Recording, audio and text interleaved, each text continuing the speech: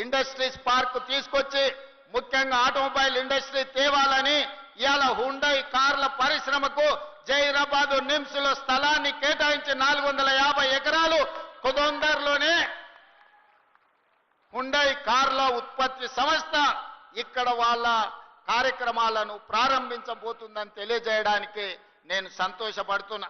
అదే కాదు ఇప్పటి దగ్గర స్థానిక శాసనసభ్యులు మాణిక్రావు గారు, అదే విధంగా మా పెద్దలు సురేష్ శెట్కర్ గారు, అదే విధంగా టీజీఐఐసి చైర్పర్సన్ నిర్మలా జగ్గారెడ్డి గారు, చైర్పర్సన్ గారి తరఫున జగ్గారెడ్డి గారు వచ్చి నాకు ఒక సూచన చేశారు.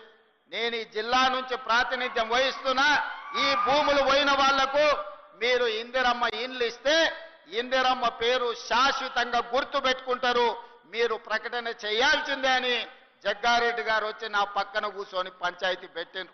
అందుకే ఇవాళ సురేష్ శెట్కర్ గారు, స్థానిక శాసనసభ్యులు, అదే విధంగా జగ్గారెడ్డి గారు, మా దామోదర్ రాజ నరసింహ గారి సూచన మేరకు నేను ఈ వేదిక మీద నుంచి ఇక్కడ ఉన్న జైరాబాద్ నిమ్స్ లో 12,500 ఎకరాల భూమి ఎవరైతే కోల్పోయినరో 5,600 కుటుంబాలు ఉన్నాయి.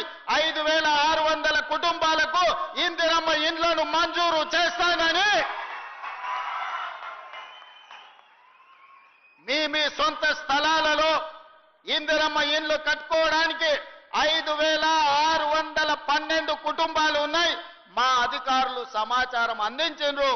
ఇంకో 100 ఎక్కువైనా కూడా పర్వాలేదు, భూమి కోల్పోయిన ప్రతి కుటుంబానికి ఇందిరమ్మ ఇండ్లు మంజూరు చేస్తామని ఈ వేదిక మీద నుంచి ఆ రైతులకు ఈ సంతోషకరమైన వార్తను చేరవేయాల్సిందిగా ఇక్కడికి వచ్చిన మిత్రులందరికీ తెలియజేస్తున్నా. ఎందుకంటే భూమి పోయిన వాళ్ళందరూ కూడా ఈ సభకు రాకపోయి ఉండొచ్చు. అందుకే స్థానిక పార్లమెంట్ సభ్యులు, స్థానిక శాసనసభ్యులు, అదే విధంగా మా జగ్గారెడ్డి గారికి ప్రత్యేకమైన బాధ్యత ఇస్తున్నా. ఈ 5,612 కుటుంబాలను అందరినీ పిలిచి జగ్గారెడ్డి గారు మంచి భోజనం పెట్టి వాళ్ళ ఇండ్ల పట్టాలు ఇప్పించే బాధ్యత మా జగ్గారెడ్డి గారి మీదనే పెడుతున్నా.